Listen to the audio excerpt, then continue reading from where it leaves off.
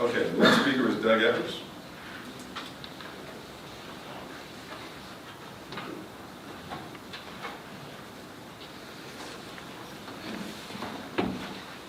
Good morning.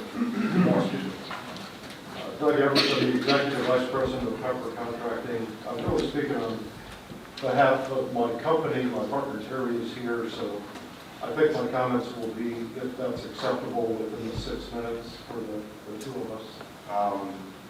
And she's giving her time. She is. Okay, I have her card, so that's fine, 6 minutes. Very good. Thank you. My role with Pepper is that I oversee our company operations. I was intimately involved excuse me, in the execution of the PCC pavement and security upgrade project. I'll be brief and to the point. From the original bid of the project in January 2011 to today, we have over 3 years invested in the project. During Pepper's performance, we removed all of the old concrete with our cruising equipment. We saw firsthand the poor quality soil conditions, the lack of any structural base, and the thinness of the original concrete pavement. There's no question PSTA received a very poor quality concrete pavement project initially. Both the design and the construction were significantly substandard. By comparison, on our project, the design parameters and the acceptance criteria were set very, very high. Pepper has performed many concrete projects in Tampa Bay, including very recent projects, St. Pete Clearwater Airport, Tampa International, and many FDOT projects on I-75 and I-275. It's noteworthy for this board to at least be aware that the design tolerances for this project far exceeded what is used on FDOT and federal aviation projects. Nonetheless, Pepper stood by those requirements. We delivered the project in full compliance with them. We did not have one concrete test that failed to come up to standard. On average, the testing exceeded the criteria by 22%. You asked us to deliver a 9-inch thick pavement. We delivered an average of 9.5 inches. So taken as a whole, you received exactly what was required and then some. We just recently emailed a letter to you, and we describe in that letter that, I realize we're now in 2014, but basically just this past year, we received a state award for quality construction. It was a $32 million project that was built in record time and very high quality standards. And we delivered the same type of performance for PSTA in this project. That having been said, I think you're aware we met with the Finance and Performance Committee this past week. I sent a follow-up letter to Mr. Johnson. I won't go into those details here unless you have questions for me, but suffice it to say, Pepper's position is that this project suffered from a significant amount of dysfunction on the part of the PSTA project team. It's our position that the PSTA project manager did not handle his duties and responsibilities well. Quite frankly, he made an adversarial and contentious project. The project could have easily been built several months less time and at a lower cost, but for the dysfunction that we encountered. The litigation from the past project hung over this project like an ominous cloud. We were told early on that PSTA had good litigation, and Pepper better be careful that the same thing would happen again. All through the project, we were dealt with in a threatening, hostile, and confrontational manner. PSTA project manager Mark Knight verbally assaulted our original project manager. He degraded him. During the first few months of the project, I ended up replacing that person with another project manager, and the same thing happened again. Unbelievable. To the very end of the project, that same adversarial environment existed. My company was forced to keep our head down, focus on completion of the work, and sort out the cost and time impacts at the end of the project. We met with Brad Miller, James Bradford in July of last year. We explained what was going on, the cost and the time impacts that we were incurring. We provided Mr. Miller with a binder documenting the impacts and the history of the project. Mr. Miller encouraged us to complete the project as cost efficient as possible and we would be dealt with equitably at the end. That having been said, we provided the Finance and Performance Management Committee with 7 recommendations for future projects. We forwarded a copy to the board as well. We believe, and again I'm speaking on behalf of my partner Terry and I, both lived in Tampa Bay for 30 or more years, that with Greenlight Pinellas and future growth of PSTA and public transportation in the Tampa Bay area in mind, PSTA needs to significantly improve their contracting approach and delivery. And we also made a specific request regarding fuel and salt contamination. Our request is that PSTA appoint someone or create a subcommittee to provide oversight of the resolution of the fuel and salt contamination issue. As I mentioned, we've been intimately involved with your property for 3 years. We know the site, we know the conditions. We've witnessed and documented numerous fuel spills and releases by PSTA operations. We've had an independent engineering firm involved for a year. And as I said in the letter, and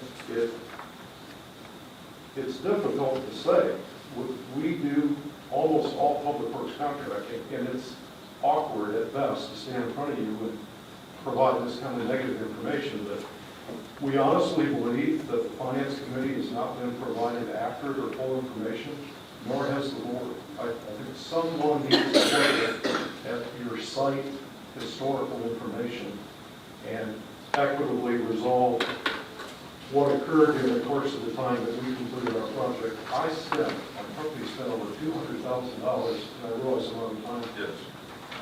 Let me ask you a question, Mr. Ebbers. Yes. What's the nature of this information? And we all received your email and rest. What's the nature of this information that you believe we have not received or Finance and Performance has not received? If I could, you have a fuel building back onto the property, and you have a fuel farm. They sit about 250, 300 feet apart. There's substantial contamination in both areas. The information that the board has been provided is that my company is somehow connected to that, and it's simply untrue. There is substantial contamination in the fuel farm and in other areas of the property that we have nothing to do with. And yet, it's been presented, and I've read what's been presented in writing, that my company has some connection to that. Well, I've asked Brad, and Brad is already working on a response to your email. Finance and Performance has accepted your recommendations for the record and for Brad's consideration, the board's consideration. I understand there's an issue that we are still discussing with you, so there's some things that we can't discuss, and Alan, I'd ask for your guidance on this issue of fuel contamination. Is that something we should not discuss given your discussions with the contractor? Yes, Pepper has sued PSTA over a number of issues, including several mediation claims. We believe we had the other issues settled, but based upon conversation this morning, apparently we do not. So I would caution the board to not have a public discussion of these issues. Obviously, Mr. Ebbers is entitled to his time to come speak in the public comment. But if you do have any questions, I would suggest that I'd be glad to speak with you and any of the members individually to discuss this, given the fact that we have been threatened with litigation with a claim that's over $1 million. We hope we can resolve that issue. We do appreciate your recommendations on how to improve our process moving forward. And just for the board, related to that, item 3B, which is what Alan spoke to, is being pulled because we do not have an agreement with Pepper on that item. Do we have any questions, Commissioner Newton? Yeah, so you're represented by an attorney?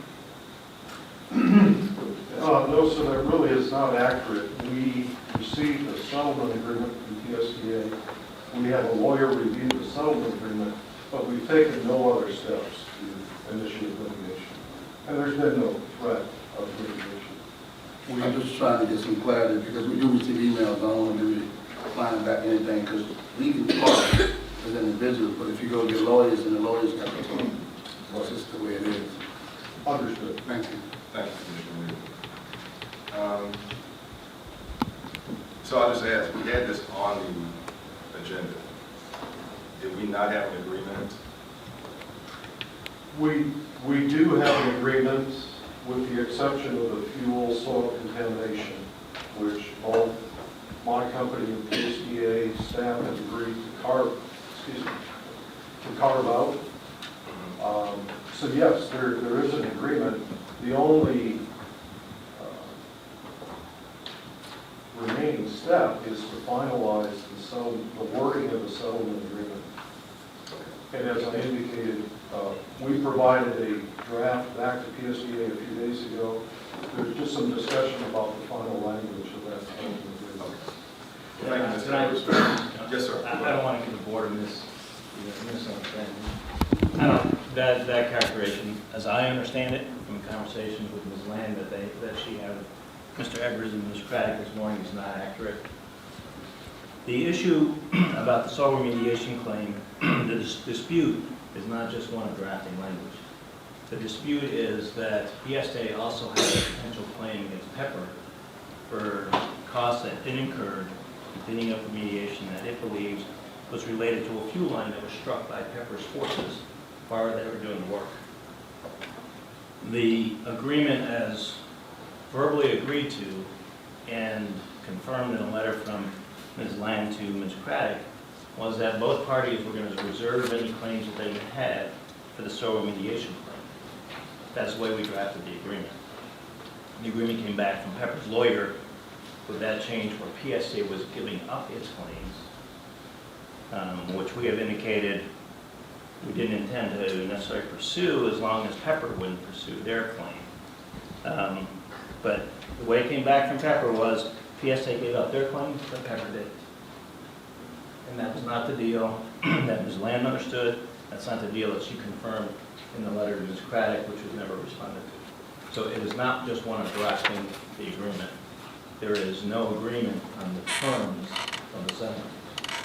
And unless that changes, there will be no settlement. Will be brought back. Are we scheduled to speak again between you and Brad and Pepper? Well, I think Ms. Land and Mr. Bradford spoke with them this morning, and that was, they said they were not prepared to agree to the terms that PSA staff understood were the terms of the verbal agreement. Okay, so what are the next steps? From PSTA's perspective? From our perspective, unless they change their mind, we move forward without an agreement. We have no agreement with them. Ms. Ebbers, I appreciate you coming. I hope we can get this worked out, and I appreciate all your recommendations. Very good. Thank you. Okay.